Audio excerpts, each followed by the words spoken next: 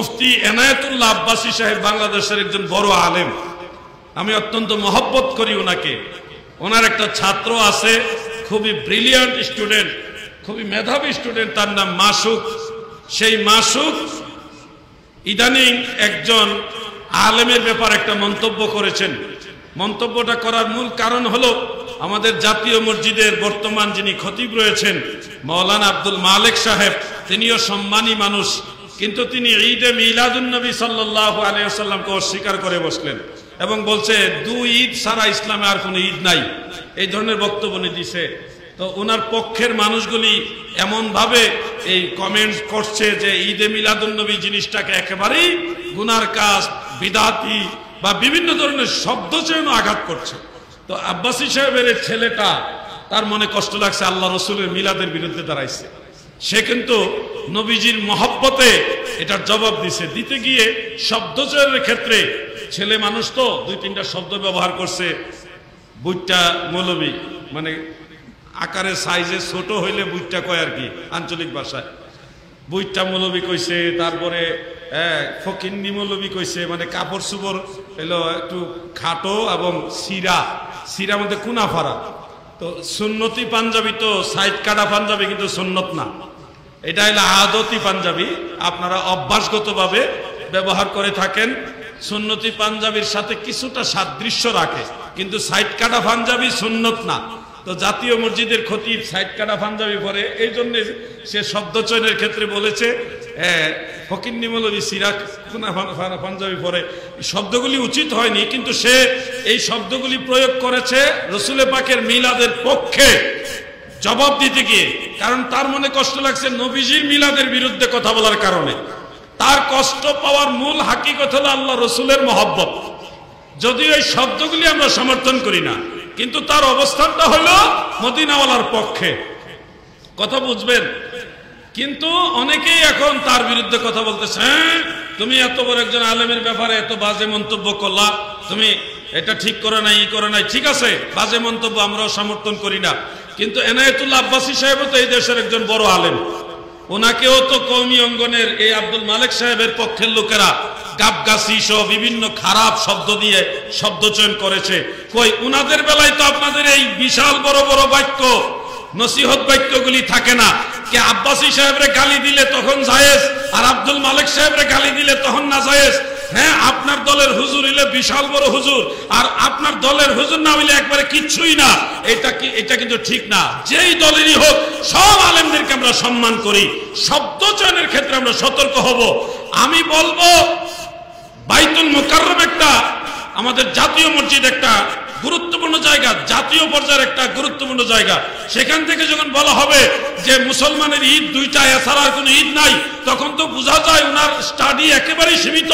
কারণ জুমার দিন মুসলমানের ঈদের দিন, আরাফার দিন মুসলমানের ঈদের দিন, আইয়ামে তাশরিকের দিনগুলি মুসলমানের ঈদের দিন, আর সলফে সালিহিনের আমল থেকে আমরা জানি সব ঈদের চেয়ে বড় ঈদ, আনন্দের দিন, নবীর আগমনের দিন। ঠিক কিনা বলেন?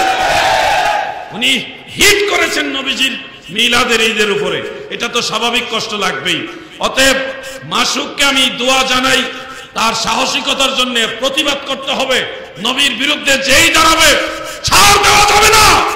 সুন্নিয়তের পক্ষে কথা বলতে হবে, ইসলামের পক্ষে, নাস্তিকদের বিরুদ্ধে, নবীর সৈনিকদের পক্ষে কথা বলতে হবে। আমার এটা উৎসাহ রইল, কিন্তু শব্দ চয়নে সতর্ক হওয়ার জন্য আমার পরামর্শ। তবে শুধু উনাকে না, সবাইকেই পরামর্শ।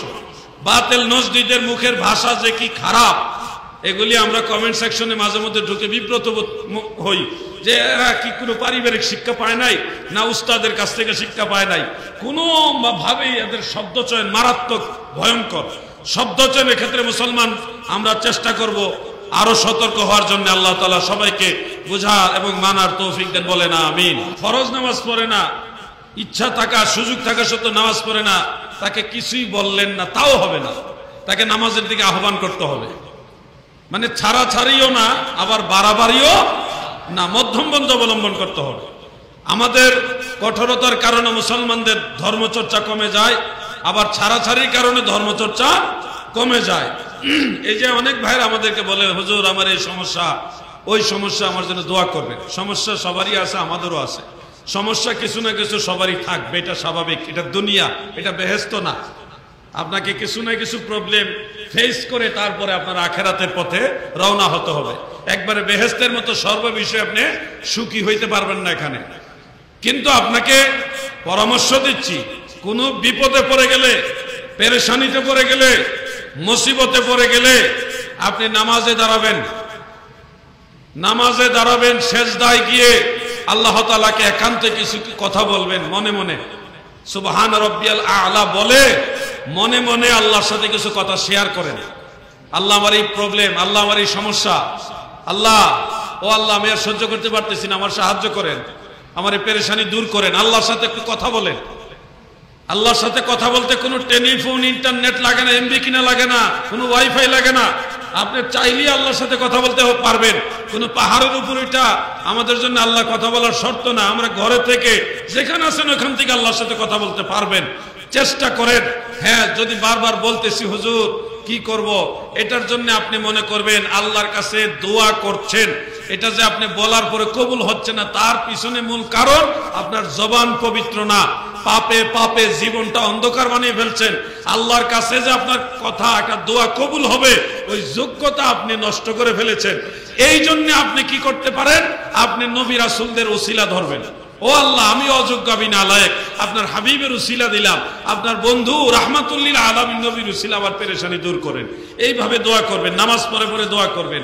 এরপরে ধরেন মনে চাচ্ছে একজন আল্লাহর ওলি আছে, সর্বজন বিদিত একজন আল্লাহর ওলি, ওনার মাজারের কাছে মসজিদ, ওখানে 2 রাকাত নামাজ পড়ে মাজারের কাছে গিয়ে আল্লাহর কাছে 2টা হাত উঠাইয়া দোয়া করবেন।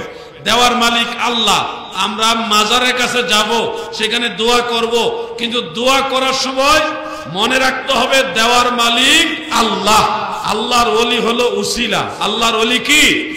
উসিলা। সেখানে গিয়ে বলবেন আল্লাহ আমার এই মহা পেরেশানি, আমি উদ্ধার হতে পারছি না, আল্লাহ গো আমার দোয়া কবুল হওয়ার মতো কোনো যোগ্যতা নাই, আমি স্বীকার করি আমি গুনাহগার, আমি বড় নালায়েক।